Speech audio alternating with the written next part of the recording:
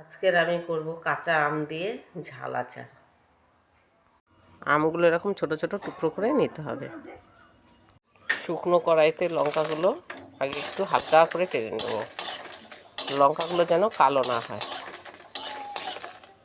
লঙ্কাগুলো খালি কড়াইতে ভাজা হয়ে গেছে।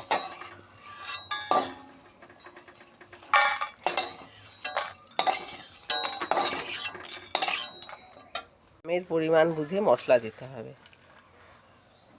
মৌরি দিলাম,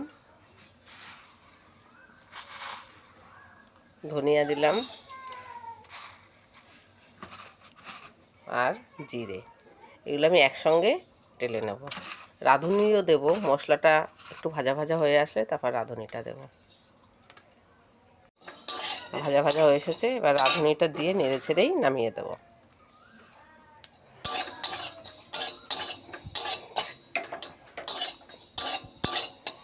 মশলাগুলো সব খালি কড়াইতে ভাজা হয়ে গেছে।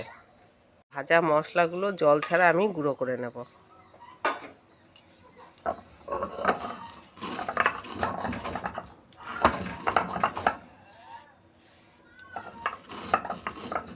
মশলা বাটা রেডি। শুকনো লঙ্কাগুলো জল দিয়ে বেটে নেব।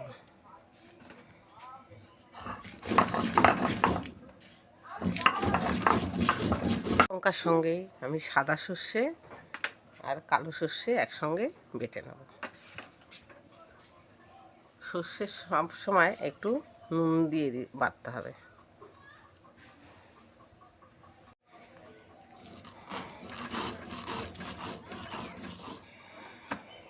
শুকনো লঙ্কা, কালো সর্ষে, সাদা সর্ষে বাটা রেডি।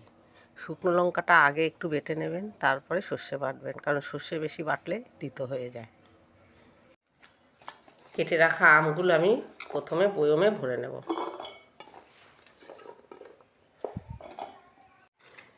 গুঁড়ো করা মশলাগুলো দিয়ে দেব।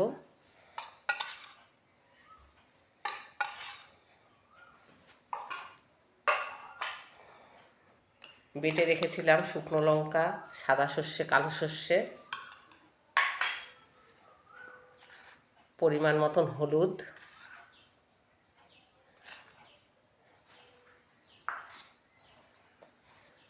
নুন,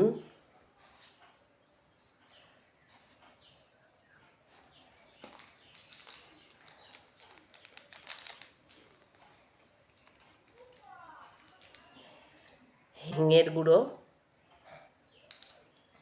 আর সর্ষের তেল।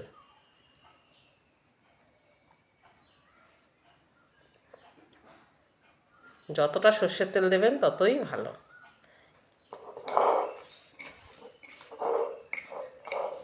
দিয়ে এটা ভালো করে মিশিয়ে রোদে দেবেন। আর দেবো কাঁচা লঙ্কা। কাঁচা লঙ্কা যখনই দেবেন মুখটা ফেলে দেবেন।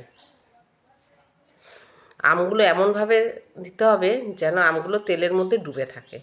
যত তেল দেবেন তত আচারটা ভালো হবে। সব মাখানো হয়ে গেছে, এবারে শুধু রোদে দিতে হবে। যত রোদে দেবেন তত ভালো হবে খেতে।